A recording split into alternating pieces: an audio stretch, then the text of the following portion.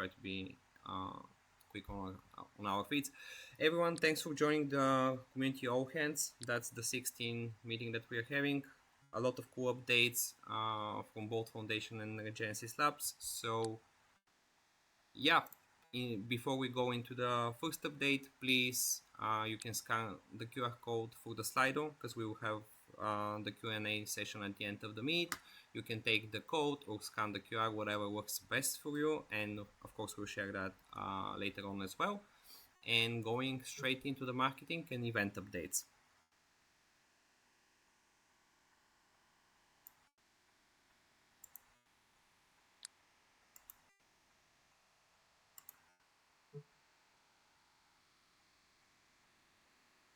Kim? All right.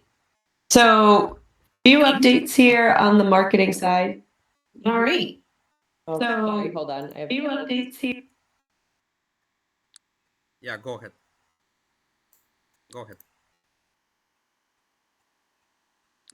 Okay. Updating here on the marketing side. Sorry, I had the double audio on my end. But we are really excited to share. We've been doing a lot of work on just who Decentraland is and our messaging. So we are working through all of that and that rollout plan, and I'm excited to share that all with you today. So next slide when you can.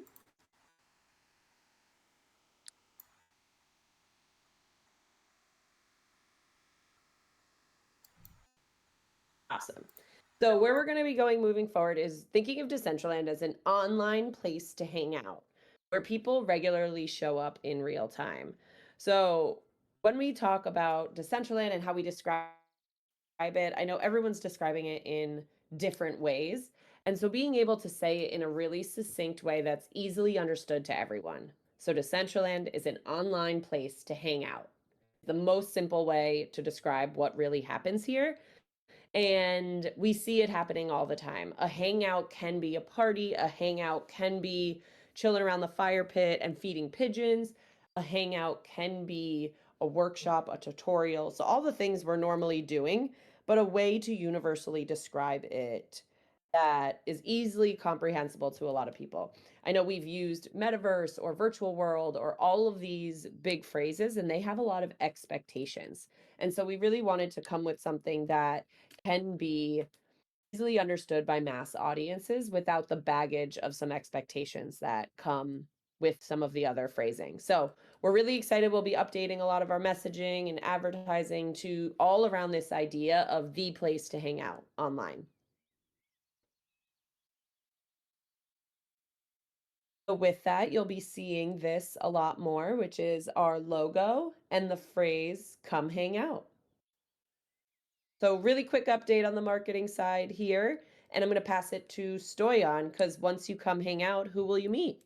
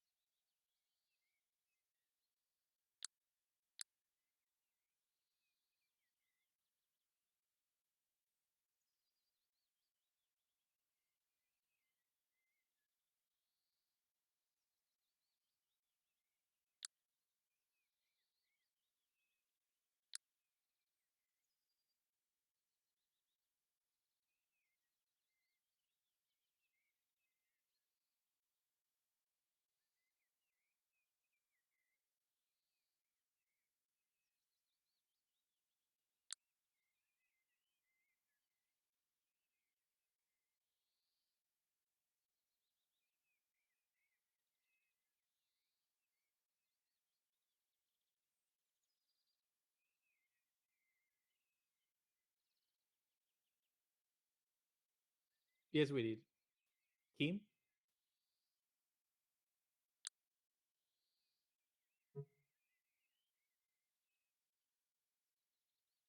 Hi. I don't know if you're all trying to talk to me. I'm not hearing anything, but I can talk here. Because I'm assuming we don't have Bay. I'm not hearing anything, but I can talk here.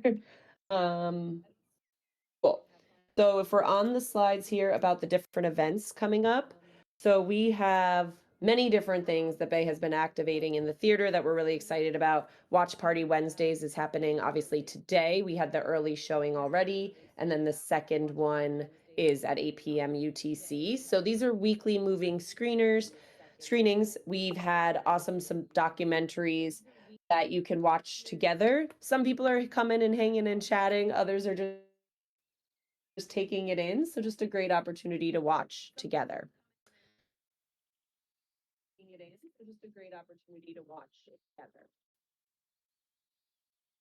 All right, I think I fixed my double audio for you all. Did that work? Okay, perfect. And then the next slide, so we are on watch parties, so really excited to have that. And then next one is Thursdays. So Trivia Thursdays is what we're doing tomorrow. So we hope to see you all there. So this is where the game arena, the trivia questions are all changing. So we already had the cult sci-fi February 19th. Tomorrow is an anime theme. Then we have video game legends, fantasy lore, superheroes and villains, and 90s pop culture. They, I'm sure, has been having so much fun planning these. So make sure you come back to play this tomorrow. So Game Arena updates, it'll be 2 p.m. and 8 p.m., but you can obviously play at any time. But we would love to get a good crowd together and really challenge everyone to get up on the leaderboard. And then on Fridays, we have Play with Friends Fridays. So we've been doing this for 4 weeks. We have 2 left. The 27th, which is Friday, is Battle Time, which will be Game Arena and Waffle Battle. And then Parkour Play, which is the Crash Site Parkour and Space Elevation Parkour on March 6th. So if you're around, would love to see you guys come all together and have a fun round of gameplay. And then the next slide just is Bay is doing a lot of fun planning behind the scenes. So more weekly habits and ritual events coming for the Genesis Plaza. So we can't wait to see you there. I'm going to pass it over to product. Hello, thank you, Kim. Okay, on the product side, I need to start with a bad news. So unfortunately, we had many issues trying to work social emotes. We've been working for 5 months on this project, and we had so many technical issues and barriers and limitations that we couldn't really pull it out. We actually introduced many issues in productions that affected several events. So we had decided to put it back, start thinking about it in a different perspective about the technology that we need actually to implement this. So we will come back and try again when we have that solved. Removing the bad news, everything else is good news. So we have completed the cycle 16. We have these 3 strategy pillars to make it fun and immersive, enable kick-ass content, and connect the dots. Let's see the things that has been all released already. So for all users, we have this new email system or login system, so you will be able to log in and authenticate directly with your email and receiving a one-time password. That allows us to actually create an account directly in the Explorer, so you don't need to leave the Explorer to a website in order to log in, register, or actually sign any kind of transaction. Let's go to the video so we can do a small showcase of that.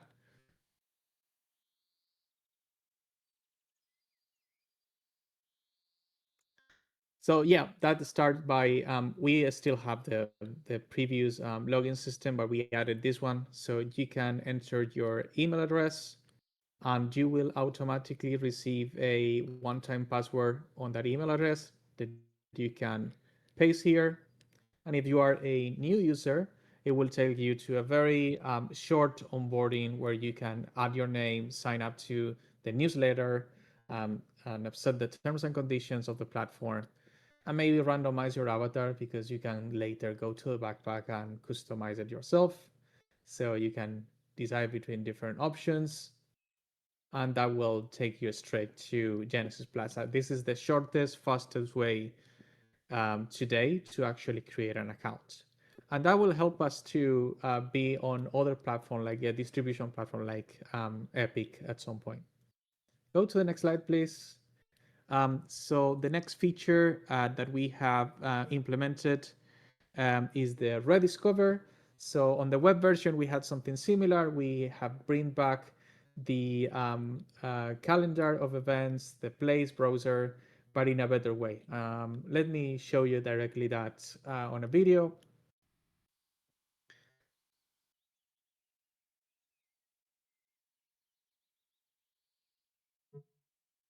So now you will see that we have two new sections in the toolbar. One is for places, that is the places browser. Here we are mixing scenes from Genesis City and scenes from any worlds. So they are not competing anymore. And there you can see who is in each scene. You can add them to favorite, like, dislike, set them as home, share it on social media, as always.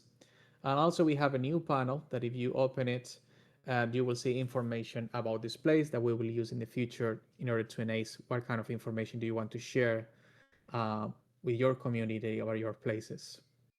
We also have the typical filters if you want, you can search by any terms.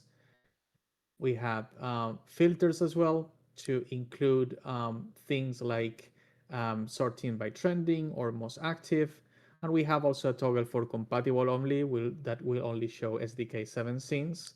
You can deactivate it and find SDK 6. And the typical category sorting as well, so you can click on them and find any experience on that category.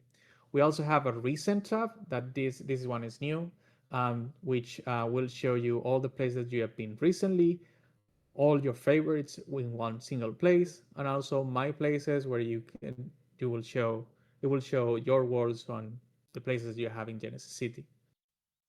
But we also have this new section for events that shows an event calendar highlighting what are the current live events.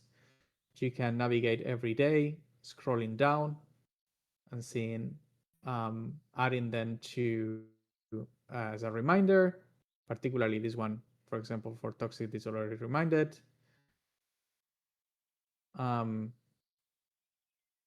You can also add them to your Google Calendar directly from there or share on social media. And clicking on an event, it will show you the information about it as we used to do. You can also add a reminder for any of the dates of that recurrent event.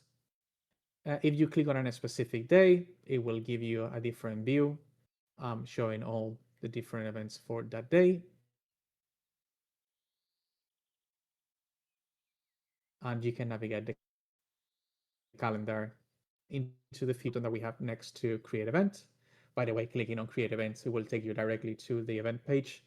So you can create your event there. And we have a few of those events are highlighted.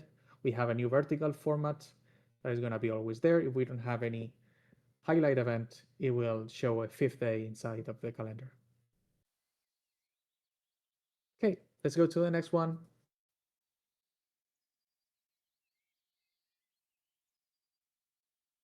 So we had a hint of this feature in social media, but we have implemented double jump and glide. Let's show that directly so we can have fun with it.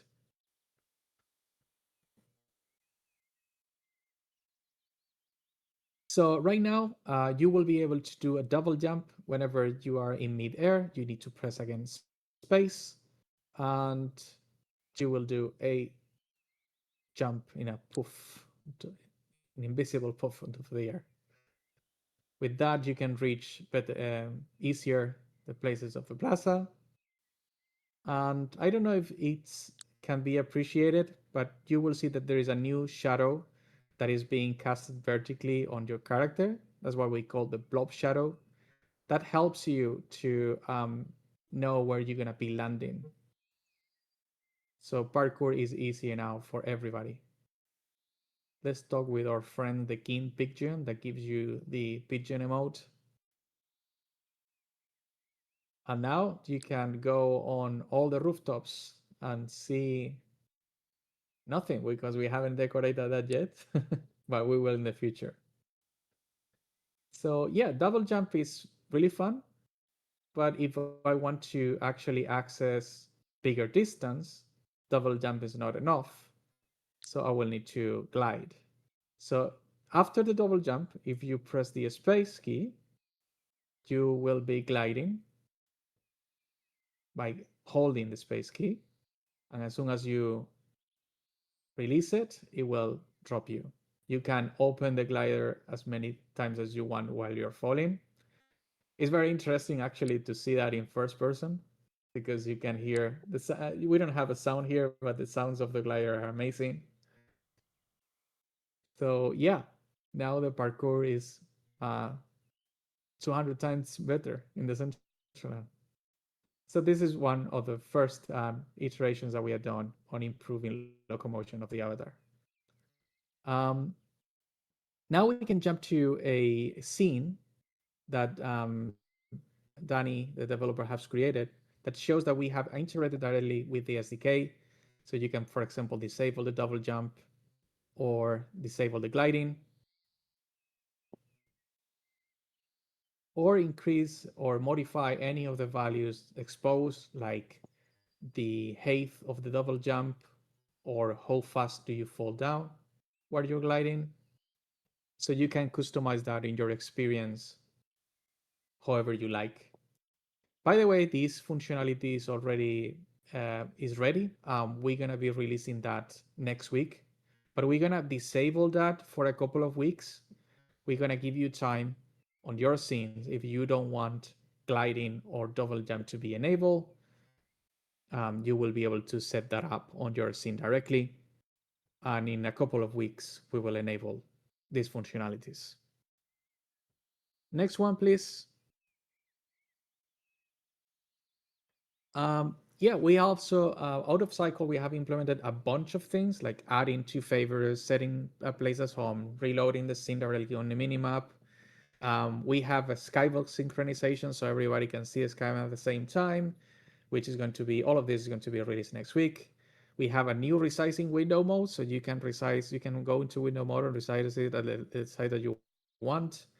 A new online functionality whenever you're mousing over avatars.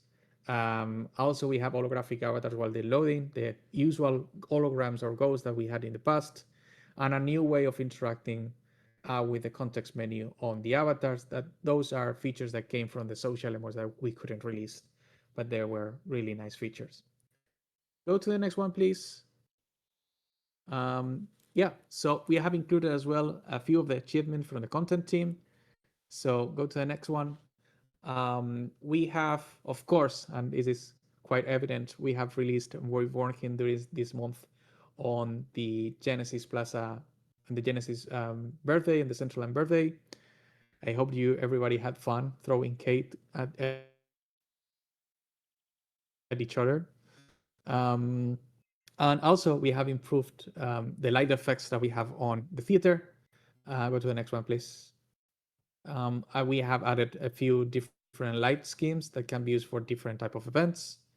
And also, next one, please. You will see that we have improved a few things on the game arena, and now you can play that only with 2 players. Before it was not possible.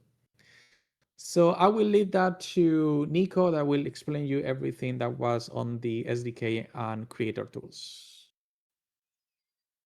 Hey everyone, Nico here.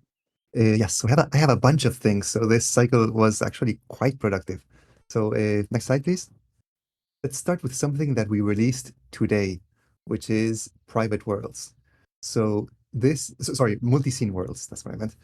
Multi-scene worlds allow you to deploy more than one scene in a single world. Up until today, if you own a world, you just have space for one scene there. But now that changes. Now you can actually have your own mini version of Genesis City with your own stuff, or even invite other people to collaborate and build there. Can you please play the video? So we've added a couple of new screens to the Creator Hub to help manage this also and make it, super easy to navigate.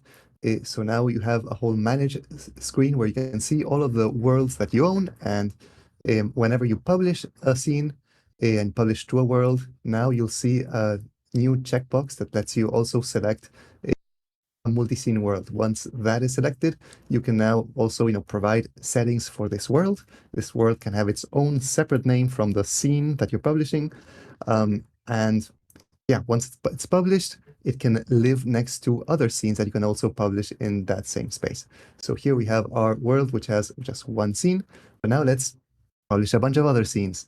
And we're just going to go through publishing a bunch of other scenes, and you'll see that here we can see where there is available room and what parcels are already taken over by already existing scenes, which is quite useful to not overlap your scenes. Nice thing is that this could be done by multiple people, so you could divvy up your space inside a world and have each one contribute their own particular scene to this, collection of experiences to visit. And now this is a collection of different scenes all living in one same world.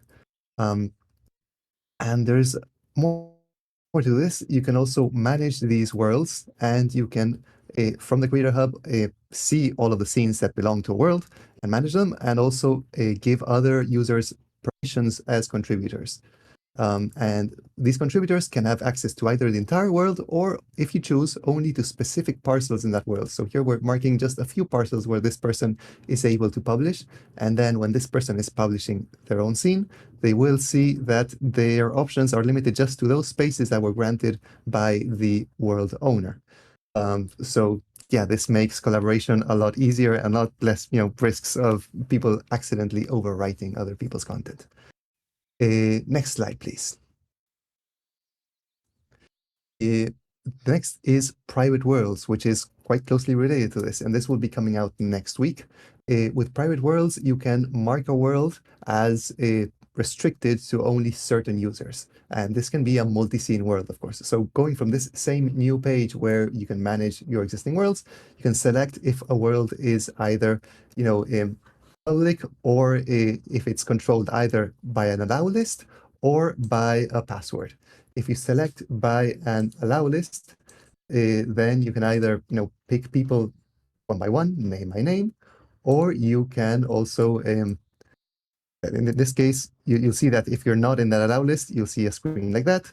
And if you're then added to this list, you will be able to jump into the corresponding world.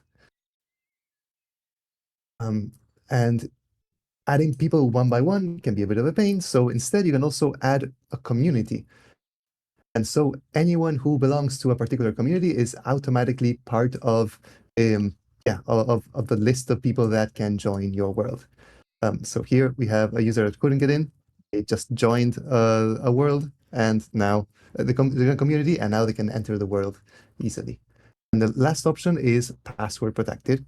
And so if you add a password, then anyone who tries to enter this password protected world will be shown a screen where they need to put in the password. And this happens before they even load into the scene, before they have access to anything or any chats or anything that is going on in the scene. So this is, even though it was possible up until now to maybe not load the scene and show a UI asking for a password or something like that as part of the content of the scene, you would still see the chats going on. It wasn't, really as secure as this option. Now you can truly have privacy. Next slide, please. So the next one is about improving UIs. As you might be well aware, UIs in Decentraland that belong to scenes tend to be quite clunky, and that is in part because they're very limited. You can't do a lot with them. And look at those, ugly square buttons and those drop downs, and you can't even tell that that's a drop down. It's just a square. And are we playing the video? Please play the video. these default menus are not very pretty, and what's worse is that they're not very configurable either. Drop downs and input boxes are completely, condemned to look how they look by default without the ability to change anything. And look at that ugly blue color whenever you're using a drop down. What does that blue have to do with any other aesthetic decision in our UIs? So we've been working on improving the defaults and having way more customizable fields for all of these UI elements. So now look at what the drop-downs look like now. They look a lot more like the drop-downs in the Explorer, configuration menu. That just feels a lot nicer. And there are hover over effects. You notice that the color of the buttons slightly shifts when you hover over them. The input box behaves a lot better. You have to do a lot less workarounds to deal with these input boxes, which were quite awful at points. And beyond all of these nice aesthetic things, we also have basic fonts. So up until now, even though in theory we had serif, sans serif, and monospace fonts, in practice we didn't have fonts. You had always the same looking fonts, whatever option you picked. Now we actually, respect what option you picked there. We also have UI shading for this different screen sizes. That is something you may have noticed, that there's scenes where a UI just looks very small on some screens. If you have a very high dot per image ratio in your screen, sometimes UIs just look hard to read because they're just so small. Now with a one-liner, you can fix that and make the UIs look nice and the same size consistently in any screen that you look at them. And last but not least, also, we now allow you to create UIs in a more dynamic way. In the past, you had to have a single manifest that describes all of the possible UI elements that you might need to render at some point in the scene, all declared at the same time. And now that's no longer possible. And that is great for comfort. It also enables smart items, as we'll see in a little bit. Next slide. This other one is a bit more subtle, but also pretty important. So you might have run into scenes where just resources take time to appear. Like if you press on a button and a sound is supposed to happen, you might have to wait a second before the sound appears.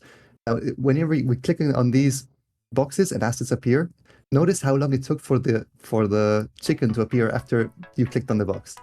Now there is preloading of assets. Notice that there's even a state that it gets declared when the asset gets finally loaded, and that's when these green cubes turn green. And after the asset is preloaded, it can appear instantly when needed. And this is really important for scenes that require. Here's side by side the difference before and after.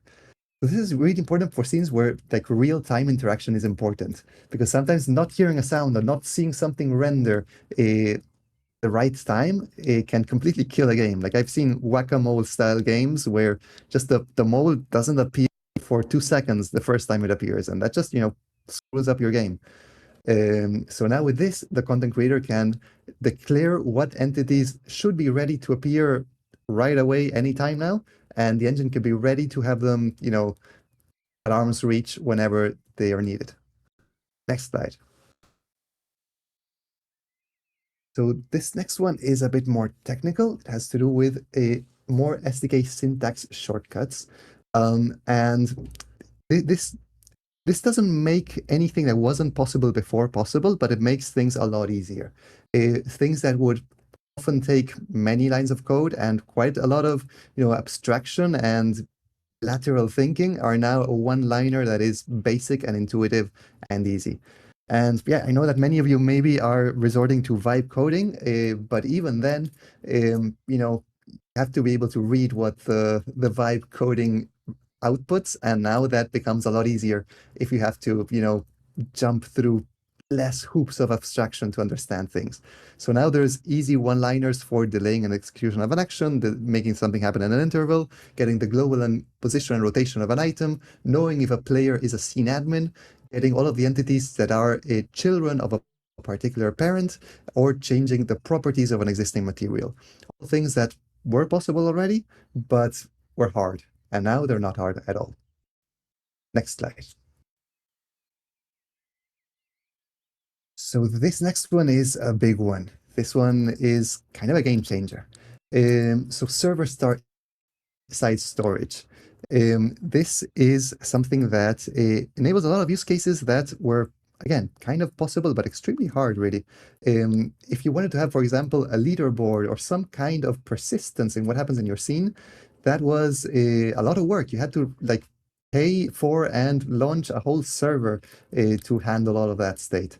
And in this scene that you see in the video, there's a state that keeps track of how many times a button was pressed and how many times a particular player pressed on a button and who was the last player to press that button.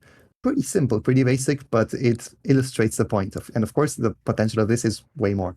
And you can even navigate the data that is stored in the server through a nice little web page and not just see what data is stored in the server, but even change it, which enables a lot of live ops and, in, fixes happening in real time. If one of your players suddenly ends up in an awkward state of progression in your scene, maybe you can get into the server and reset it for them, or make them pass a certain challenge that they couldn't for some bug that it wasn't their fault. And yeah, this is super useful.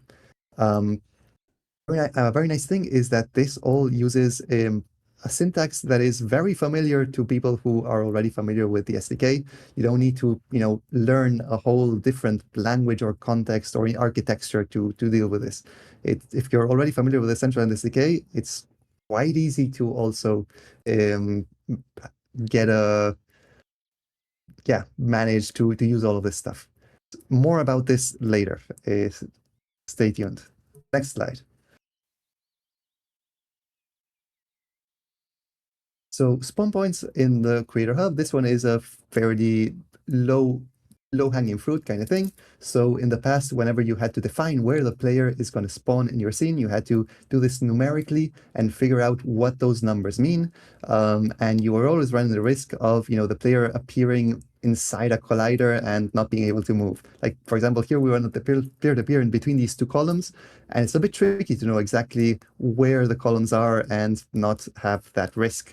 And so this represents not just the position of the player, but the random offset and also the position where the player will start looking at when they spawn.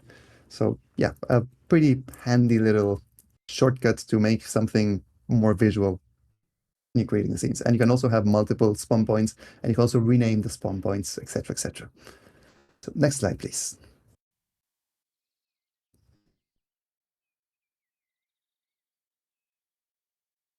So non-pointer interaction, this is a nice one. So you know that now whenever you want to interact with something, you need to point your cursor at it and click on it. And that is not how most games work today. Most games follow a different kind of interaction where you just need to be near something and then press a key. And it doesn't really matter where you point your cursor. It depends on the kind of thing you're interacting with. But with things like doors and like more, larger things, in general, most games follow this paradigm where it's more about proximity and what direction your avatar is facing and not so much about the cursor. So here we're taking into account that there is a wall that doesn't let you click on the yellow thing. Also, we have priority. So whenever something has a higher priority, then it will take over. In this case, the green thing has higher priority than the yellow thing. And also this red thing, which is cursor interacted, has a higher priority than the green thing. Just a bunch of little rules to keep things consistent and working nicely. So I believe that this can make interaction feel a lot better in certain games, and especially is quite useful for mobile. Because in mobile, it's even harder to point a cursor when you're, just dragging using your fingers. So I believe that's where we're really going to benefit from this. Next one. And this is a real fun one. Player physics. So please play the video. We are now able to push the player around.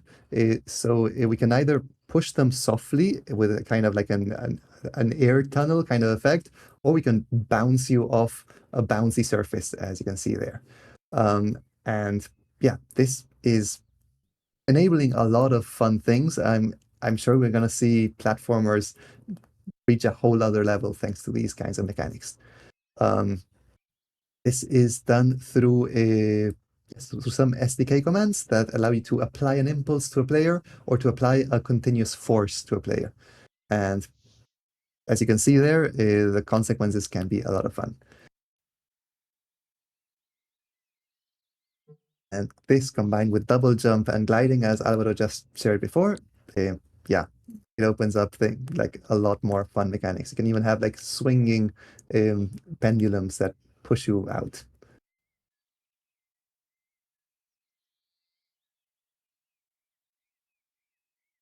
And next slide, last one for now.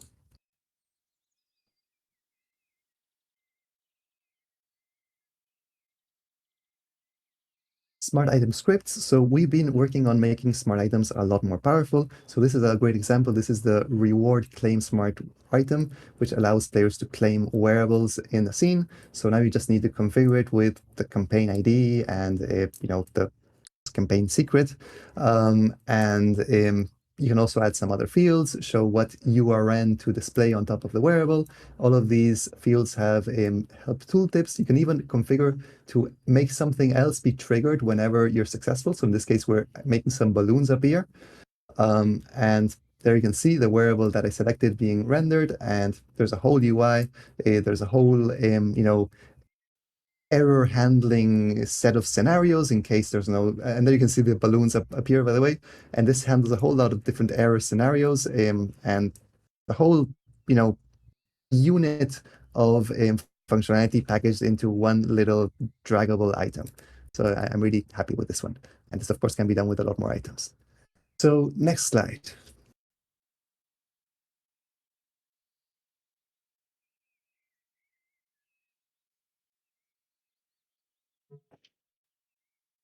Sorry, I was mute. Okay, so we're gonna be starting the cycle 16, the cycle 17th, the next Monday, and we're gonna have the same strategy pillars that we had before, with difference that we're gonna also focus on live ops that, as I said, enable live management of available content, events, feature items, quests, and rewards, and enable the use of real-time tools that allow ad hoc events to be run, minimizing the technical skill requires. Basically doing things for the plaza, doing things for the theater, and runs everything smoothly. Next slide, please. So we're gonna go for the features that are gonna be implemented for all users in the next cycle. The first one is that we're gonna be bringing back point at in world.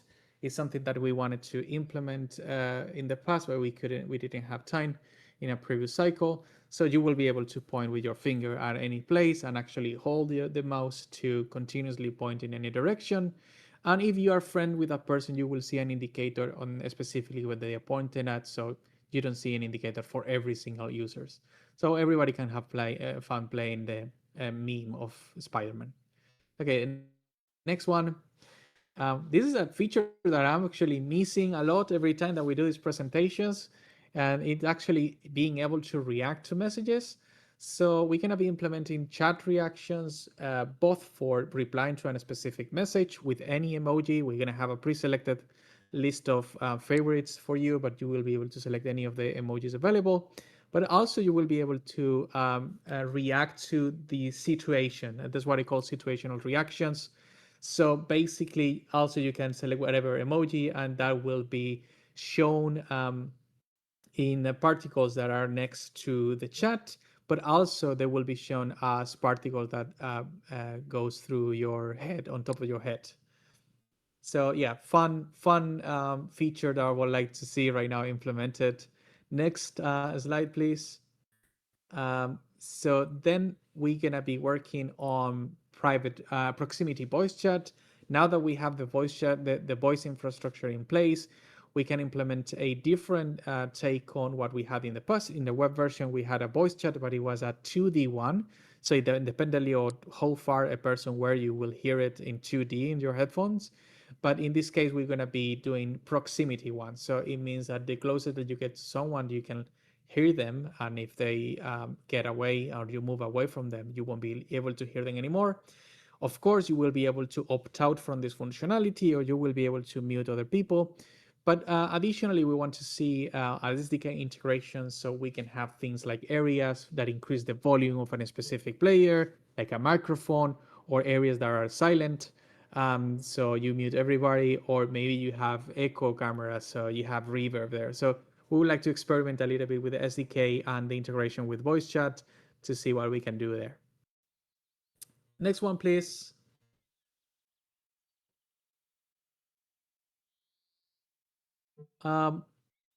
Yeah, so we also going to be working on reporting users. Right now, you won't be able to report a user. Yeah, you can do it through Discord, but we're going to have an integrated functionality to report anyone.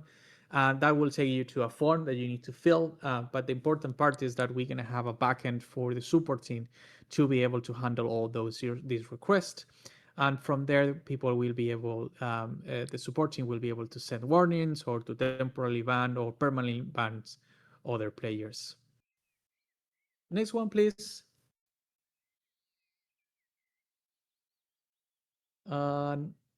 Okay, this is where probably when I'm gonna rename to Jiggle Bones. I think that was Canessa who mentioned it. I rename it to Spring Bones, but Jiggle Bones I think is better. So we're gonna be implementing Jiggle Bones to wearables. So you will be able to add extra bones to your meshes and define the physics that apply to those bones.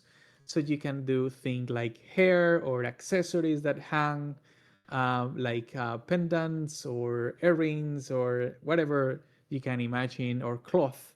And during this project, for the sake of actually to showcase this functionality, we're gonna renew all the hair styles that we have, basic hairstyles, to include these new bones. If you want, you can go back to your wearable, add these bones, and resubmit it so they can have this new functionality available. And I think some of the hairstyles that are out there will be great to have this functionality. And the next ones are functionalities that are coming for creators. So Nico, please. Hi again. So yes, I have a bunch of things I will be working on very soon. So let's start with avatar mask animations. So what this means is that you can have an animation that doesn't imply every bone on the avatar. So think, for example, animations that only affect from the waist up. So for example, holding something, carrying a weapon, a tool, covering your eyes while you're running or whatever, and still allowing the player to run, jump, and move while they are performing this animation with the top part of their torso. This, it's something that we notice in so many games here in Decentraland, where you pick up an item, but somehow you're still swinging your arms as if you had nothing in your hands. It just looks awkward sometimes. And thanks to this, I think we can make it feel more reactive and more lively whenever you're carrying something or interacting with something. Next slide. This one is a continuation of what I was mentioning before about having data stored in servers. The idea is that all of these experiments that we've been doing with servers internally for our own scenes, we want to make them available for all creators. We want everyone who owns a name or land to be able to spin up their own server without any additional costs, without needing to do any additional steps for hosting anything or learning anything new almost. It's all going to be part of the same familiar publishing process. If your scene includes a couple of one-liners to include a server, and then you add logic, which is written in the same SDK code that you're already familiar with, then your scene can have all of these benefits, which include having server-side logic, which can be used to, for example, have all kinds of anti-cheating mechanisms or things that happen, in a more centralized and organized and neat way, and sometimes that's a lot easier to code, by the way. Persistent data, having leaderboards, having state that persists after people leave, all of those things should be possible thanks to this. So stay tuned. I think this is pretty much a game changer, in my opinion. Next slide. Blender plugins. So Shivu from our team has been vibe coding this really cool plugin that lets you do a lot of normal things that you do as a content creator for Decentraland, and it makes one-click actions of things that were sometimes, hidden behind layers and layers of menus, and that had to be done individually for each mesh in your scene, which sometimes was very time-consuming and frustrating. And thanks to this plugin, you can just do magic in some cases. And we want to take this and make this into a proper product that we can share with you people. So this allows you to do things like automatically resizing textures, or bundle multiple textures into an atlas, or make sure that all meshes that are colliders are properly named and don't have any materials that are not needed, and don't have any additional things that are adding weight to your scene without really any value. And you can also one-click export all of the items that you have in the scene and go straight to a scene and have them ready to use in a Decentraland scene.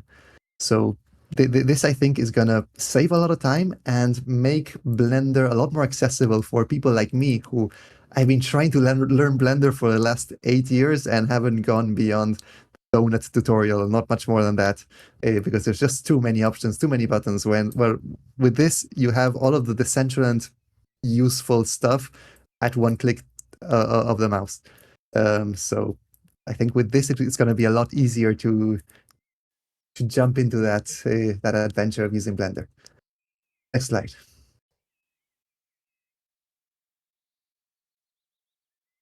DCL Cast overhaul. So we have this tool which is quite lovely, which is DCL Cast, which it was a shape that we did a couple of cycles ago, and we didn't really get to do all the stuff we wanted, and it isn't really so useful as we would have wanted to, particularly because you can only pick one source of video, and if you're trying to, for example, share your screen, then you're not able to share your screen. You're only able to share your camera unless you do a whole hack, which is not very intuitive. We want to make that a lot more a lot more usable for those scenarios where you want to share a screen or have someone else be the person to be shared in the scene. And besides that, we want to have native support for sharing slides, which is also a pretty interesting use case. So be able to upload a whole slideshow and allow someone to click next slide from inside the world, and not having to do what I'm about to do now. Stoyan, could you please pass to the next slide?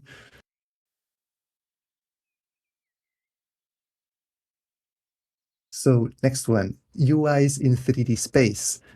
So you've seen that here in the Genesis Plaza, for example, we have a bunch of panels and UIs with events and whatnot, and those things are all, they look really nice. They are, they are UIs that exist in 3D space, and they have cool effects where, the screen flips around when you select it and then flicks back, and all those things that are a lot more fun than what you might be able to do in a plain 2D UI. But the problem is that building the UIs like that is really hard, because you don't have the tools to, for example, auto adjust the size of an element to the text length, or to add padding or margins, or all of those things that are basic building blocks whenever you're building a common UI for a web page, for example. You do have all of that power when you're building a 2D UI for Decentraland. But that doesn't translate when you're trying to build something in the 3D space. You're adding a whole nested set of entities, which don't have notion of the size of the child entities, so you can't self-adjust. So you need to do systems that check the length of a text, checking the character length, and it's really nasty. And I really have to take my hat off to the content team for being able to pull off these UIs that look so good using the current tools that they have. With this, it should be as easy as it is to build a 2D UI in the 2D space, but you can just project that UI into 3D space. Okay, so I think that's going to be really useful for these things. Next slide. And this is the last one, particles. And this is one of the things that has been on my list of things I want to do since, I don't know, 2019. And yes, we're now finally going to be able to build particles. So you can have cool fire or snow or rain or, glitter or whatever crazy effects you want.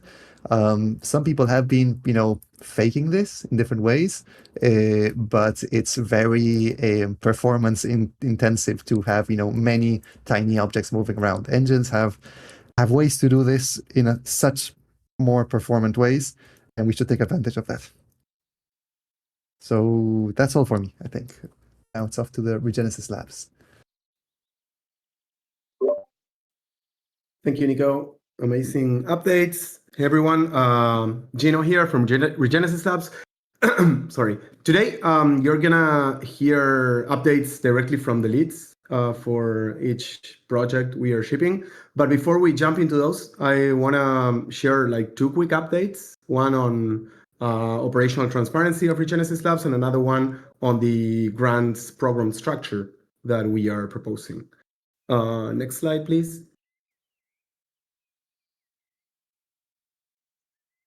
All right. Okay, so first, no, this is not the right. Maybe you have to refresh, Stoyan. This looks.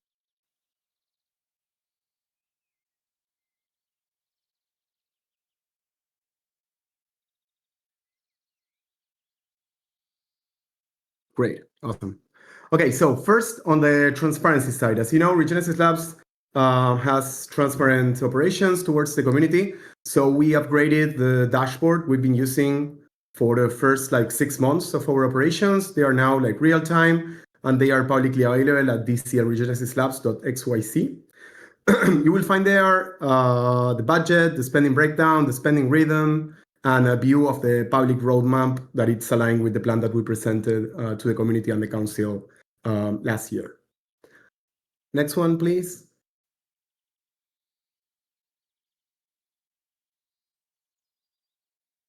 Great. Now the grants program. So as you know, the grants program from the DAO has been on a standby for over a year now. And last week, well, 2 weeks ago, we published the draft request for comments for the new proposal. And we already started receiving some helpful feedback. We actually organized an event in World last week. The original like deadline to comment was today, like to provide feedback was today, but we're extending it until this Saturday. So more people can put your comments or share your ideas. Like if you care about how ecosystem funding should work this year, please read the forum and let us know. I would like to do like a super high level overview. So next one, please.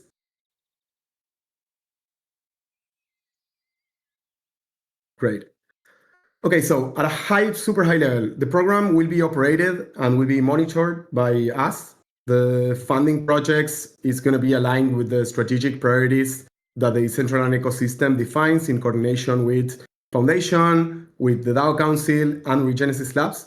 And the goal here is to support work that can be shipped fast and has super concrete, measurable outcomes.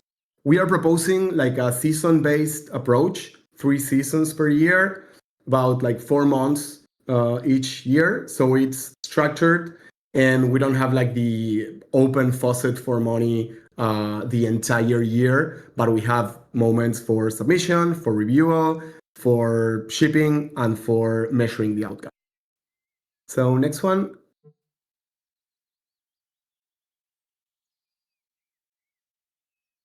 Great. The program will have like 2 tracks. One is going to be focused on content. The other one is going to be focused on tech ecosystem. Each track will have a theme. On the content side, of course, the goal will be funding scenes and experiences. And for this first season, we are leaning toward like funding mobile optimized content. And on the tech side, we will be funding tooling, libraries, any kind of AI implementation, and other technical work that can improve the ecosystem. Next one.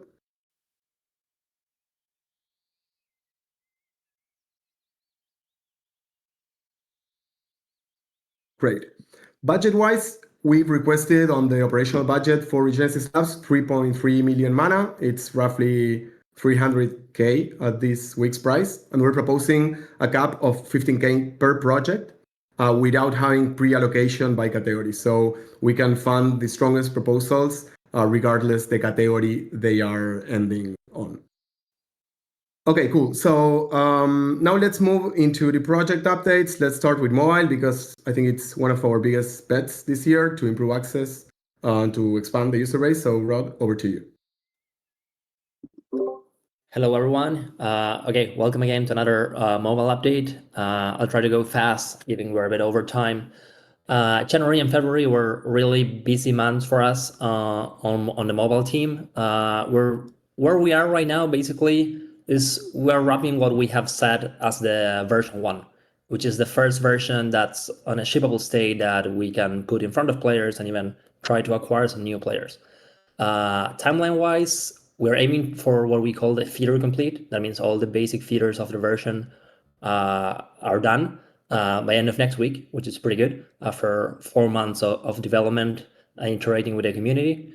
Right now, we can say the mobile version can reliably sustain around 40 concurrent users on the same scene, like sustainably. And then it can sustain peaks of 90, but probably after 15 minutes, half an hour, you'll start suffering some overheating and dampening.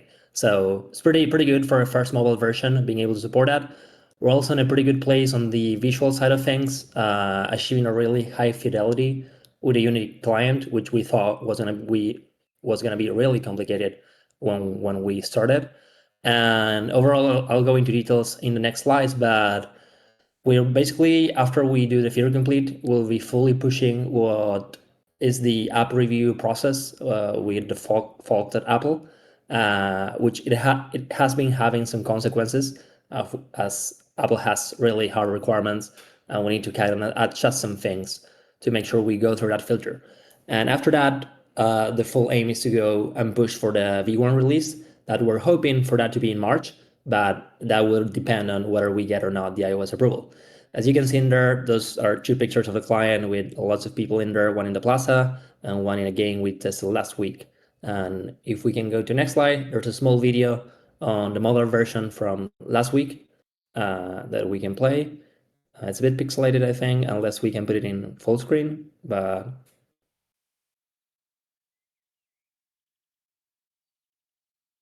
can we put it in full screen again? Yeah, that helps a bit. That's basically me going around the plaza. As you can see, graphics-wise, it's a pretty good spot.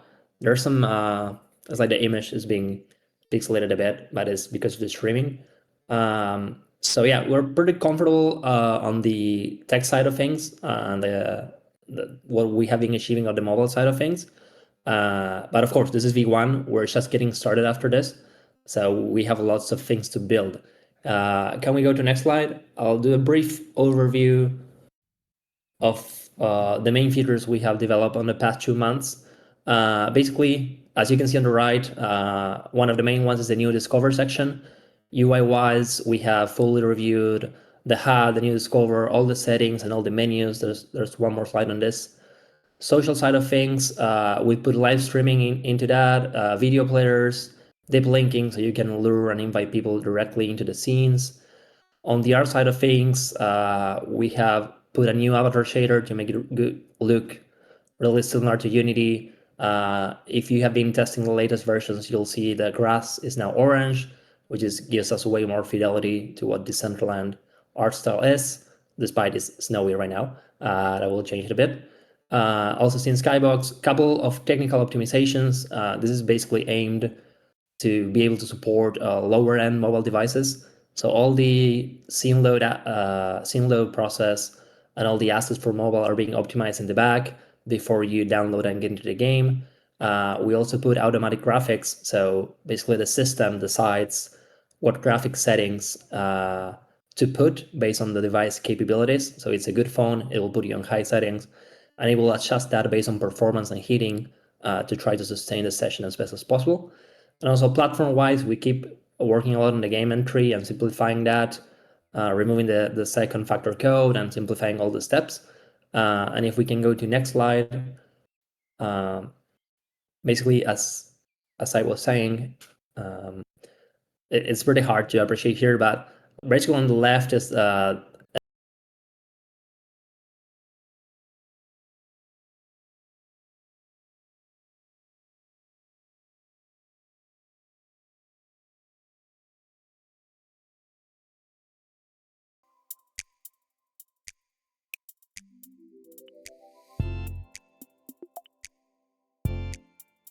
from the family.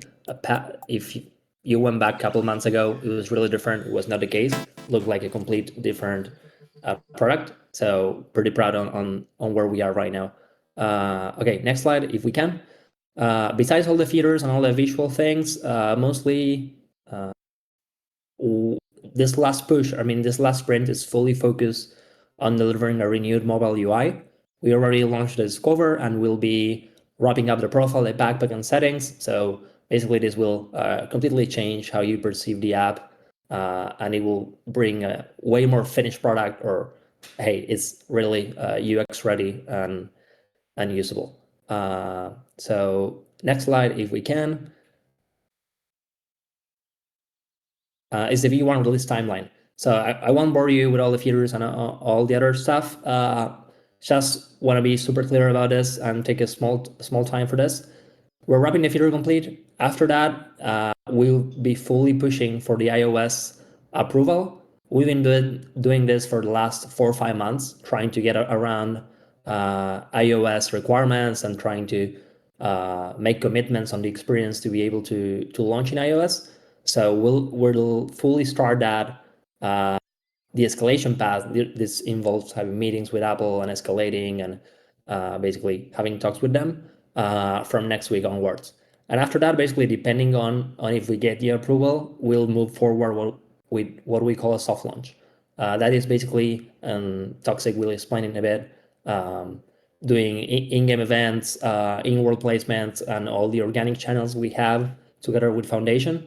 And after that, in a couple of weeks, if we see everything is going okay, we're going to start small paid marketing acquisition tests. They still need to be defined, but that's overall the release timeline that we have. Of course, as this more bureaucratic process keeps going, the development team will still be focused on already on the V2 and what features we'll be adding for that. But the main focus right now, and at least during March, will be on the V1 release. So that's all from the mobile product side. I'll share the links in the chat, and I think we have lots of pages and touch points. If you have any doubts, feel free to reach out, bugs, feedback, suggestions, whatever. We try to listen to everything, but really excited on where we are and fully excited to see mobile V1 being released in the coming months. And with that, I think it's up to Gon to talk a bit on the web client. Yeah, thanks, Lodi. Okay, here Gon, I'm going to talk about Baby and the updates that we have in Regenesis. First of all, why web matters. We are building web because we think that we need a one-click access to the Decentraland, no download, no install, just share a new URL and you can enter to the Decentraland. And anyone with a browser can join instantly without the need to download anything. And besides that, we need to lower the device barrier, like having a lightweight client, no misspeak, no storage space needed. Just enter to a browser and enter to the Decentraland, and that will give us a rich new audiences, like casual users, event attendees, link shares, and the result is going to be more users, lower friction. I'm going to show the link on the chat so you can enter and try it out. But this is not also only for the users, but also for the content creators. If you go to the next slide, please, Stian. We know that creating content in the Decentraland sometimes is really hard, so we are trying to improve that experience. So now you can use the Baby client in web to create scenes. That gives you the ability to have the hot load in the browser. Again, no need to download anything, just preview the scene and you open the browser and you can preview the scene. And this gives you less RAM, no overheating, no another client, no 3 monitors with a lot of things running in the same time. And also you have the browser dev tools, like create scenes with the tools that you already knew, console logs, networks, inspector, profiler, all the built-in tools that you are used to use, nothing new. And this gives you fast iteration because you can open as many DCL tabs as you want. And if something crashes, you can just reload the browser and that's it. And the result is a better developer experience, produce better content outcomes. And in the next slide, please, Stoyan, there is a video if you can play it. I'm going to show you how this experience about creating content using Baby works. We integrate this on the SDK commands, so you can start with that flag of baby web, and it will automatically open the browser, like we used to do with the old client. I know that some of you are still using the old client to build scenes. Now you can use Baby that has almost feature parity with all the clients, with the Unity client. And we add also the ability of using guests, so you can log in using your account, but also using guest users, so you can test multiplayer scenes on locally. So I think that this is a great use case for creating scenes in the Decentraland. And next slide, please, Diane. And regarding Baby, we define a roadmap about our web explorer, Baby. We split it into 4 phases. The phase 1 is already done, like stop feeling like a prototype. We polish all the UIs, the loading experience, the first screen when you enter to the Decentraland web, an issue with the ghost avatar, some stability regarding performance. That is already done, and I want to show you a video next. The phase 2 is where we currently working, the core social and the identity, like add friends and social service, add direct messages, chat improvements, patches, photo gallery, and continue improving the styles. This is going to be the work for next month. The phase 3 is going to be improve the minimap. Right now we have a 3D kind of view on the minimap, but it's okay, but we need to improve the UI and the UX, but also add a 2D simplified view. The due of this is the end of April. And the phase 4 is to add feature parity with all the missing features that the Unity has, like camera, notifications, minigame settings, communities, etc. And there's a continuous effort that is always try to improve the performance so you can enter the web and work really good. The next slide, please, Stoyan, is a video about how Baby is working right now. As you can see, you can enter Baby, and if the first time it may take a while, but the second time is all cache and it's really super fast. All the players are spawned instantly with all the avatars. You can interact with the scene. Everything is working. If you found a bug, please report and give us feedback. And it's not just one scene, it's like the open world of the Genesis. Like if you are going to, I don't know, the game arena that is next to this spawn point, you're going to see how the game arena appears and you can go and play there. So yeah, it's like the old web version, but it works and it works really good. So give it a try, give us feedback. We're still working. And I don't know if this is anything else. No, I think no, just some fireworks and see the view from the top of it. And that's our updates regarding Baby. Now, Toksam is going to talk about the content. Thank you all.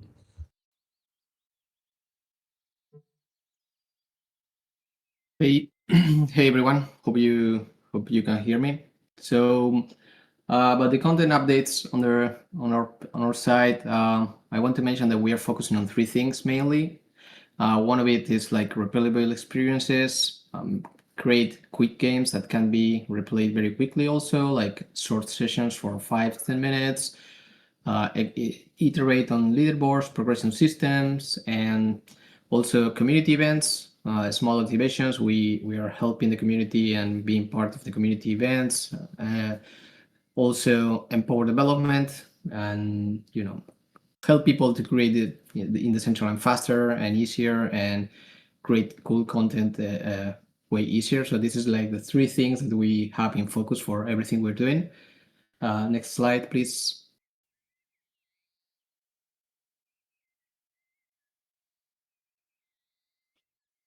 Yes, so that's what this is a very important slide.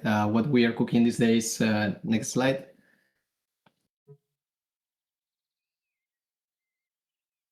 Okay, so one of the things we've been cooking is games. We are going to be seeing 3 games now. One of it is Slide Penguin. Maybe some of you have been already played. It was a simple curling game inspired by for the winter festival games for the community. The whole idea of this was to make a small prototype and validate it really quickly. And also this game has been helping us to play around with the UIs, experiment with the UIs for mobile, and kind of like draft like a plan of how to work on the mobile. We had a lot of few iteration on it and some feedback on it, but we had some good NPC conversation panels. We also have in-game scoreboard and HUDs. So overall, it was a great experience to explore with the UIs and also create a small scene and playable. We also found out that we may need to do some stuff with the bottoms, but it was pretty fun. If you go to the next slide, there will be a video of the game. Probably some of you, as I mentioned, already played this game. If you haven't, don't go right now, go later on. So it's a small penguin game where you speak with a penguin and then you have to play curling with two of them. One will be sliding and the other will be swiping on the floor, and you have to go to the home. The closer you get to the home, the more points you get. If you get 1,000 points, you win. You are the best. No real reward, but it's a great reward to keep it in yourself. Okay, so next slide. So this game is called Tower of Madness. This is another game that we've been developing. In these games, we had a different perspective, but overall, it's a multiplayer time tower climbing platformer. Maybe some of you have played a similar game in Roblox, so this is the Decentraland version of it. It was a great concept to bring it to the Decentraland because it has been allowing us to explore and prototype around servers and authoritative servers, and this means that we can play the game 24/7 hours, and you can play it at any time. It will work. You don't have to create a session. You don't have to wait for anybody. This is all. It was all very experimental before we created this, and it generated towers in the server. You can see it. Everybody can see the same. The tower is 7 minutes. And it's a fun game. We also found out for the UX experience, we need to allow people to create the jump button bigger, and that's probably one of the things that we will be implementing as soon as possible. And if we play the video, you will be seeing the game. Maybe some of you played already. It's on the towerofmadness.dcl.eth. And yes, we are not going to be implementing double jump into this game or gliding, because the whole idea of it is that you jump and win. And well, as you can see in the video, you will see on the top like a representation of yourself with your image. If more people join in, they will see their image, and this is a representation how far have you gone into the top. And I was not very inspired the day I recorded this video, so I failed. But you get the idea. You have to go to the top. If you go to the top, you get into the leaderboards. As you can see, the tower is pretty menacing if you see it from the bottom. It is a quite hard game, I'm not gonna lie, but that was the whole idea of calling it Tower of Madness. If not, we will call it Tower of Pleasure, which is not the case. Okay, next game. Both of the games that we spoke are already in game. One of them we already shared on the Discord, but you can definitely go and play. But this one is Survival Zombies. This is still a placeholder name. We don't have a definitive name yet, but this one is still on early development. But this one is a third-person roguelike game. Imagine vampire survivors have children with a zombie survival game in Roblox, and it's a hard to explain mix, but it's very fun to play. So the whole idea of this game is obviously about prototyping more mechanics for mobile, but also to be able to create lobbies up to 4 players and persistent progression. So you will be buying something in the game, coming tomorrow, and you will still see it, or you will be improving yourself, and then next day you can see it. In-game economy, different token mechanics and how they work, and not real tokens, but in-games tokens. And maybe in the future, this is something we want to stretch out. Is like allowing purchases for for mana. So in case you want to pay to win experience and you don't want to farm or grind yourself to get the better weapon, maybe you can buy a knockoff for some small piece of mana. But again, this is like a nice to have. No, it's not the whole idea of this game. The whole idea of this game is seeing how far we can stretch with many things happening at the same time in the same scene with many people around and stretching the service pretty much. If you go to the next slide, you will see a video. Okay, so as you can see, it is a zombie game. Zombies come up to you and there's a weapon that automatically shoots to them. It looks simple now, but once you get to later on in the game, it becomes actually pretty crazy. Now I changed to a shotgun instead of a gun. I can shoot three times. I can also lay down bricks into the floor. And again, this is just a prototype. It's very, very early on. We've been doing a lot of stress testing this week, and it's going to be probably the biggest experience we've been doing in the Regenesis Lab. But I think it's going to be very good for beta testing and play testing, many of the things that we are doing, and it's going to be very helpful for everybody who wants to build something similar.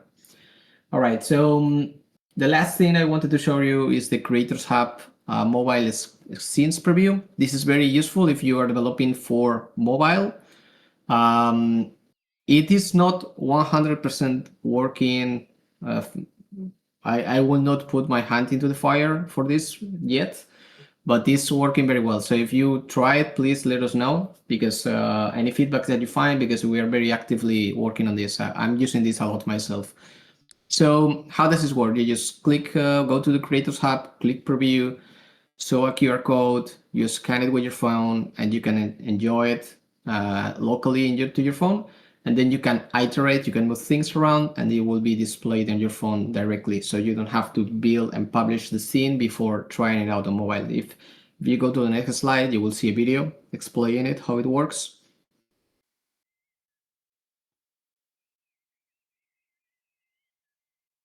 Yeah, so there you go. You have a show QR for mobile, then you go into the mobile, then you scan it. It will open your Decentraland app. It will load, and then you can see it already in your mobile. This is not a scene that is published. It's a scene that is locally into your computer, so you will probably have to accept some things on your computer, on your phone, but it works really well, especially if you are iterating and prototyping on mobile. And that's pretty much. Hope you guys enjoy the things that we are cooking. I'm very excited to see all these things happening as soon as we can. And if you have any ideas, any feedback, just please let me know. We will be pleasure to speak with all you. And now with Toxic Waifu. See ya. Thanks, Toxan. Hi, everyone. I'm Toxic Waifu, Community and Comms Lead at DCA Regenesis Labs, and I will share a few very quick community updates. And I know it's late, so I will rush a little bit. So let's start with our community playtest program. Next slide, please.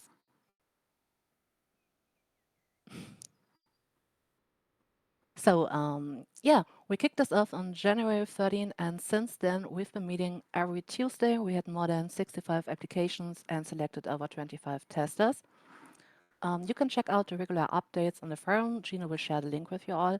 And I really want to take a moment here to give the testers a really proper shout out, because the level of dedication has been amazing that we've seen. They show up every week. They're thoughtful, constructive, and very detailed with their feedback. It's not just this works or this doesn't. They take the time to explain why, and this helps us a lot. After every session, the testers fill out a structured feedback form, and we combine that with the live comments from the call. This gives us clear next steps, and we are able to improve things quickly.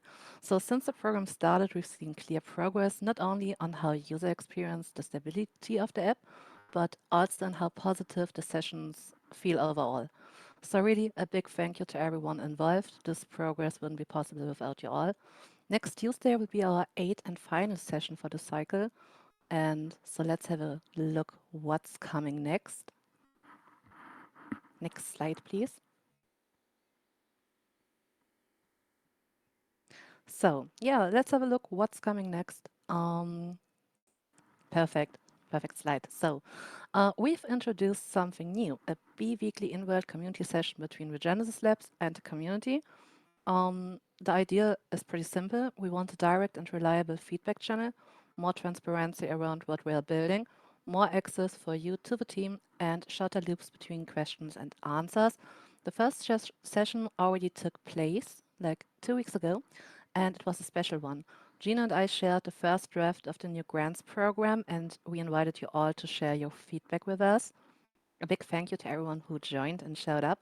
It was great to connect directly and have such an open discussion. And please don't forget, we opened the feedback a few more days, so you have time until Saturday to share your thoughts with us.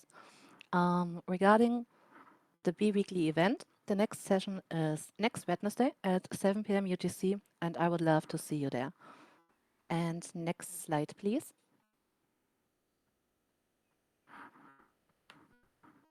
So now let's talk about something I think a few of you have been waiting for, the mobile buildathon that's coming.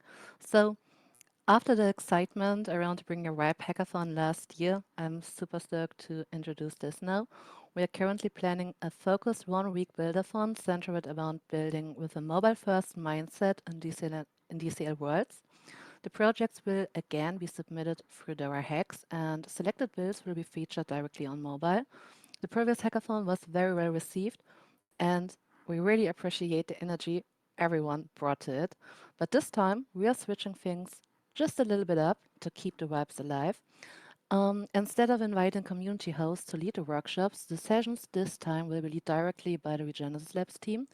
The idea behind this is simple. We want to be even closer to you during the build phase. We want to answer questions directly and support you hands-on, especially when it comes to building for mobile.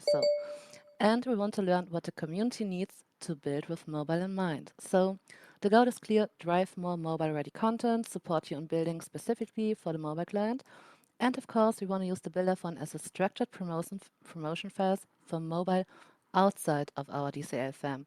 So timing-wise, the Buildathon will take place around 2 weeks after the mobile alpha launch, and the promotion will begin on launch day, so we can build a momentum right from the start. So let's take a look at the mobile launch activations that we have planned. Next slide, please.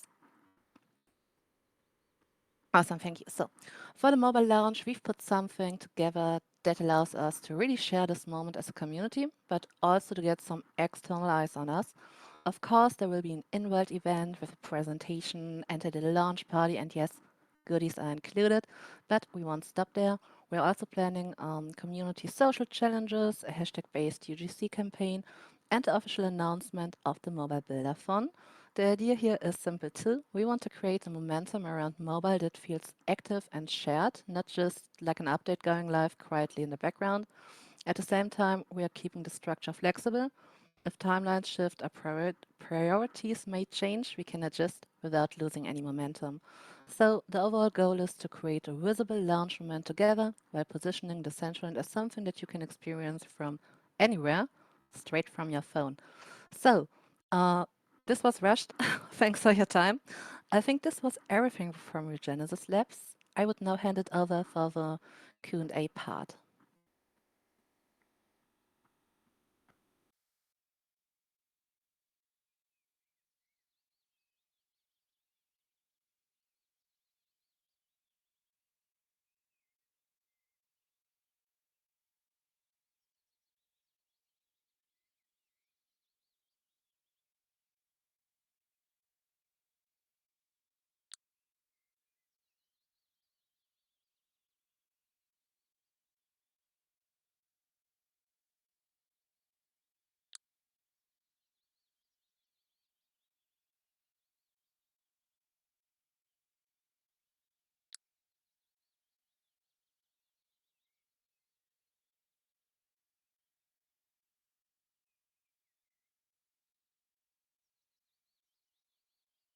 And Yamel, we have you here. Are you able to speak to for the questions?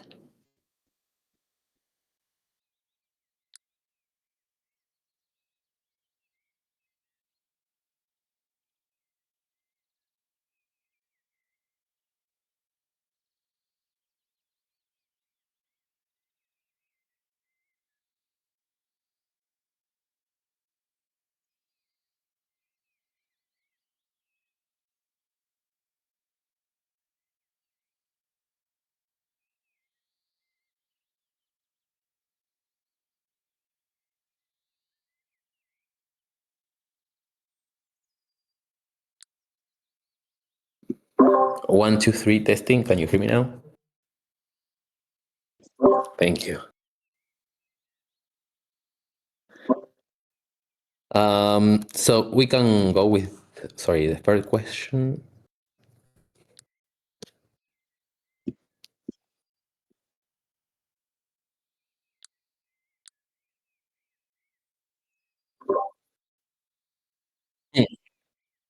Yeah, well, our number one priority for this year is like to have more monthly active users. So that's like number one. The how, we're working on the distribution of Decentraland. Like that's our messaging, the channels. Like, yeah, that's one part. The onboarding and like how people access Decentraland. Working on, well, helping on the mobile client to like looking forward to that, working on a web version as well. Also discussing on publishing Decentraland in other channels. So I think that's number one. And second part is making Decentraland more like fun and immersive, and to enable like having a really interesting content for people to actually stay and come back. So that's pretty much the core. Then the roadmap or like a blog post, like with, I think maybe Kim, I don't know if you want to add something on that. I think we didn't want to commit to something like on stone, and we're more on like experimenting mode. Let's see what actually works. I don't know, Kim, do you have any vision on further publications? Yeah, so we had worked on one, and then we were doing all of the in full transparency. We were doing all of the positioning work and really wanted to nail that down first before we had said that. But as Yamel mentioned, our vision for this year is working on getting Decentraland established as a place where we are regularly hanging out and bringing new users to those hangouts kind of every day. So we're working through that in regards to what we write up. We've been doing a lot on the things we're building regarding events. I saw this question later, so I'm just going to ask it now. We are not doing one big year event calendar this year. Instead, we're focusing on all of these smaller ritual events that happen every single week, because we know that is where more connections are happening, and we are seeing people returning. So there isn't a year-long event calendar. Instead, we're doing a lot of event mini tests. So that should hopefully answer that question. And then in regards to like the product roadmap, you see what we do here is every shape. We are doing a theme and working on getting all of that out. As you see, the team has shipped a lot, and we are planning to do so. And so you'll see that in the shape cycles, which happen every 8 weeks. I think we can go with the second question.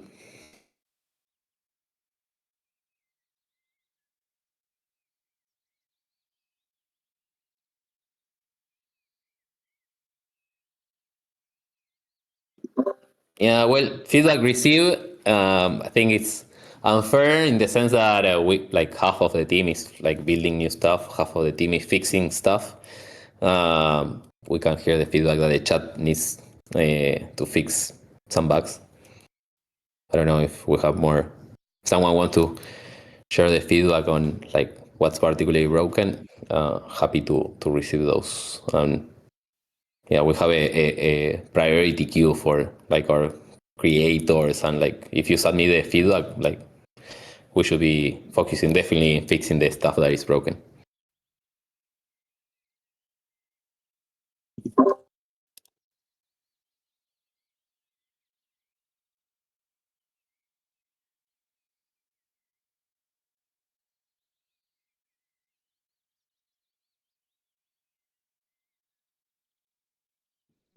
Yeah, definitely. I think that, well, today was presented that we have been working on a authoritative multiplayer infrastructure that also gives you like storage. So you should be able to deploy a scene in Decentraland with server-side code and a database, like all bundled together. That's the plan, definitely. I don't know, do you want to add something? Yeah, just one thing. I don't know if what's going on that. It should work with more than 10 people, but if you have a repro step or a scene that it's happening, you can send me a direct message. I'm Boedo, and we can take a look together. We have some issues, but it should work. And yeah, we're building the authoritative server also to improve this. It should work.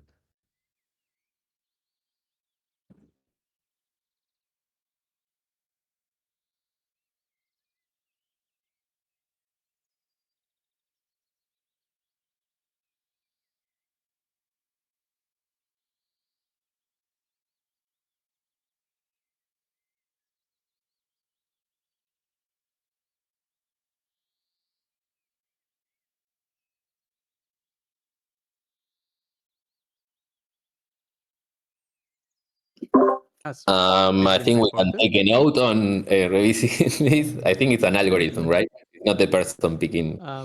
Maybe it's the NPC feature on the SDK that only spawn male characters. I don't know, but I haven't seen this. This has been reported, Kasi?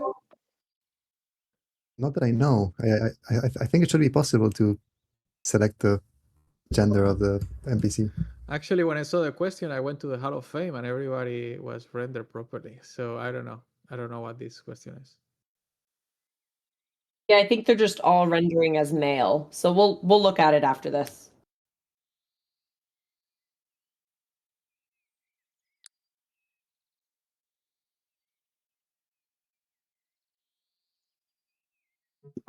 Good feedback, I think, is possible, technically possible, for sure.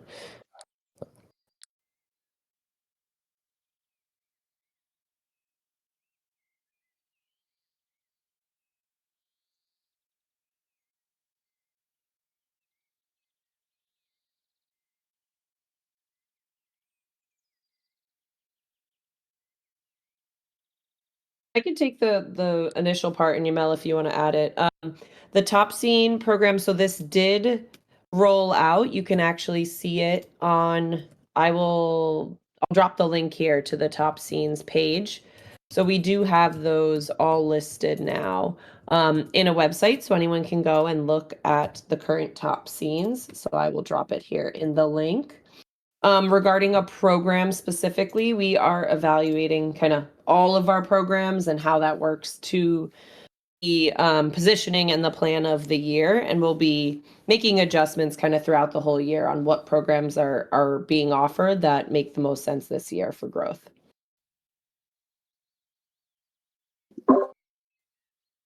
Yeah, well, thank you, Kim.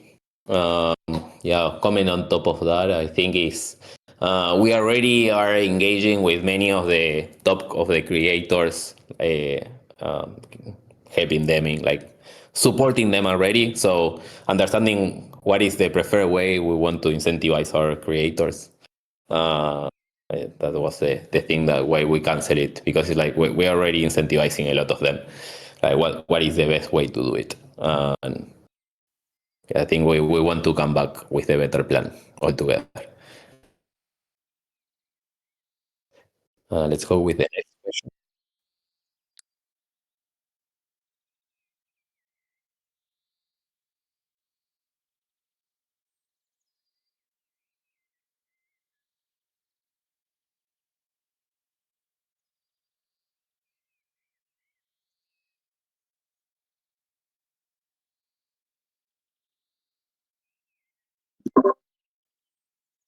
Well, that's a tough question. Well, I don't approve what they are doing about withholding millions of dollars in the name of the community. And regarding the ban, I don't know what's the current status, if they are banned or like if they are in the Discord lurking. I don't have any idea. So we are taking measures regarding notifying them to perform their duties, which is basically handle over not only the assets but also the operational infrastructure that belongs to the DAO. Regarding banning users or wherever, I think it's up to also to the community. I feel that this is way more serious than banning someone from the platform. But yeah, that's it. We're taking care of it.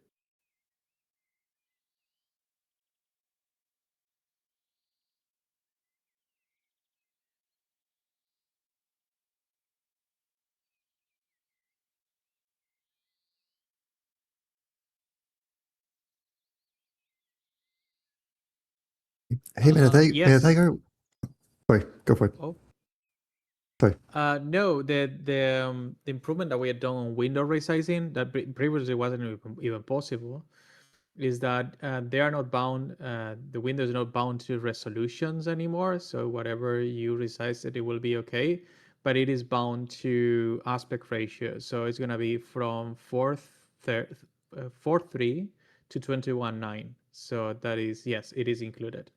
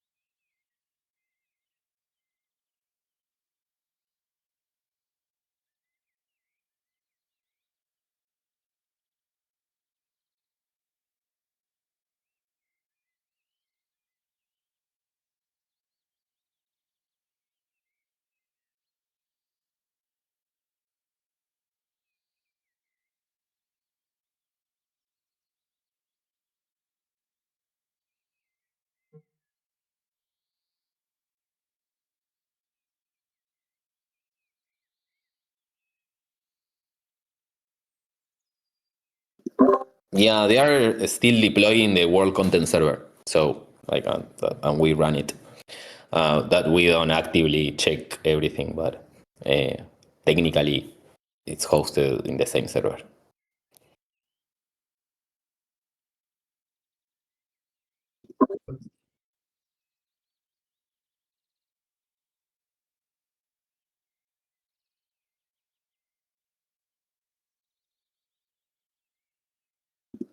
I think like if you are building something relevant in Decentraland that engage users, you should be able to have like a close relationship with our developer relation person, and you get those data. Like we really want to support creators, but like better support than just a dashboard. It's more like you should be able to talk with any of like foundation and get the data and the tools you need. So I think making it more human instead of a dashboard.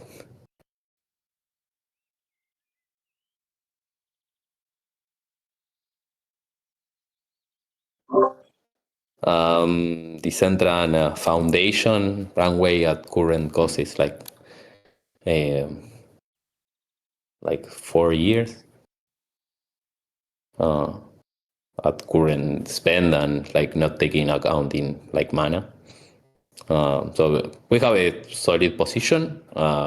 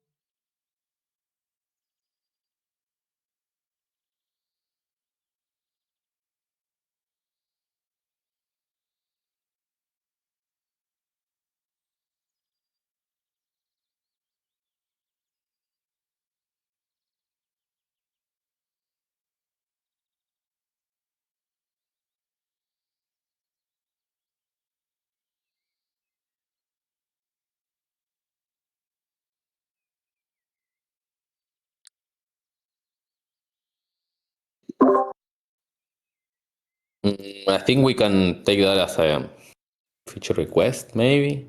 Not sure, like as a product. I think we need to understand like this is something for all users. Like a user can toggle off other things. Yeah, I'm not sure. Yeah, I'm not sure either. Well, I think one of the things that we're thinking is that the possibility so you can load a scene as a world, so you don't need to load it in Genesis City if you don't want. So, but we haven't really worked on that. And about the other case, I mean, I don't know if this is for a developer or this is for someone that is not performing while it's on a party in the middle of the city or something like that. But you can reach to us and explain the use case.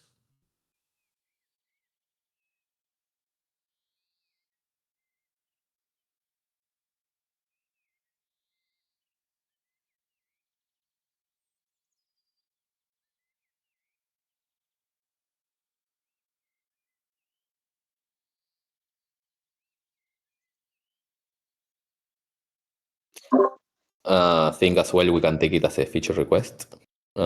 Yep. Yeah.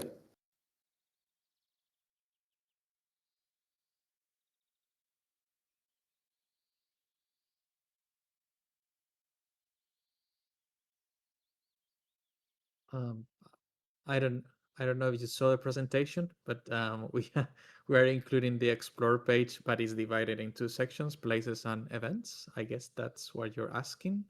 So we in the middle of development we decided not to call it explore because that will mean that we will include places and events in the same tab, and we wanted to give it a different relevancy. So now instead of a one explore tab, we have two places and events, and it's going to be released next week.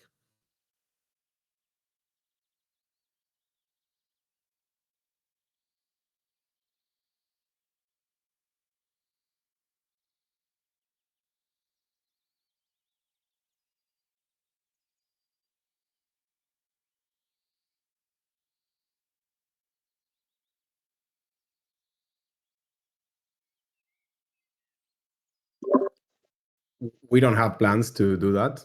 I don't know if Foundation has something, but No. We don't have something like that in the roadmap.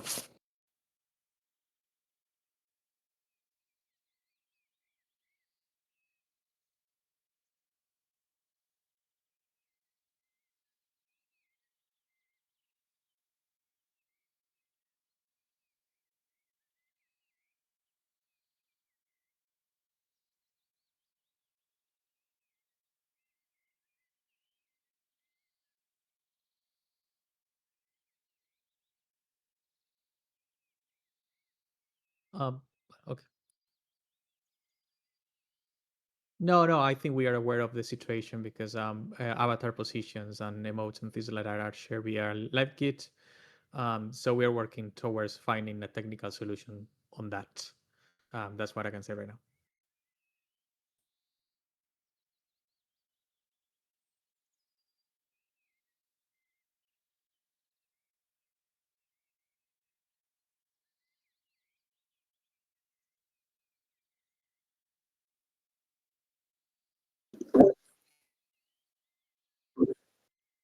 Yeah, at the moment, as I said, the priority for us in Foundation is to bring like monthly active users, people like how to bring people in and provide content that like keep them engaged and they want to come back.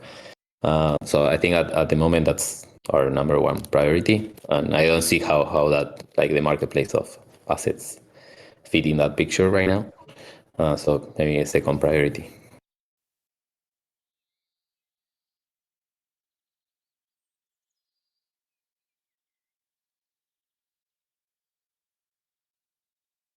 I don't know I'm what not the sure if this is schedule panel referring. is. I don't know if this is referring to the event boards. But if there's a specific issue, let us know. But we did make some fixes to it recently. So if there's something specific that's not working, let Kaze know and he can report it to the team.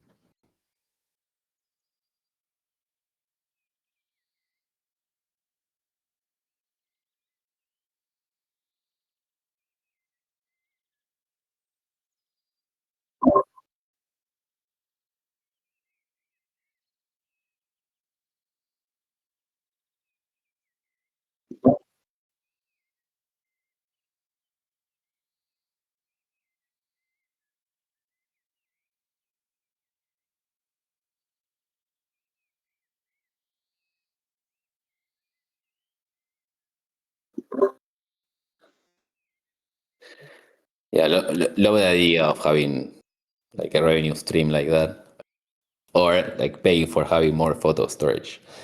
But if we can make the queue work faster, definitely. Yeah, let's go to the next question.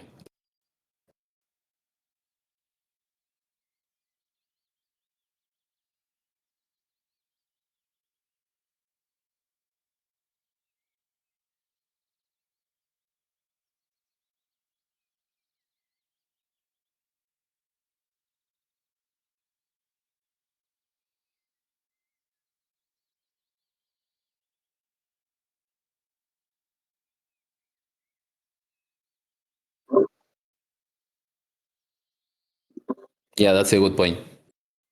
I think we should be able to give that information, or at least like maybe how your plugin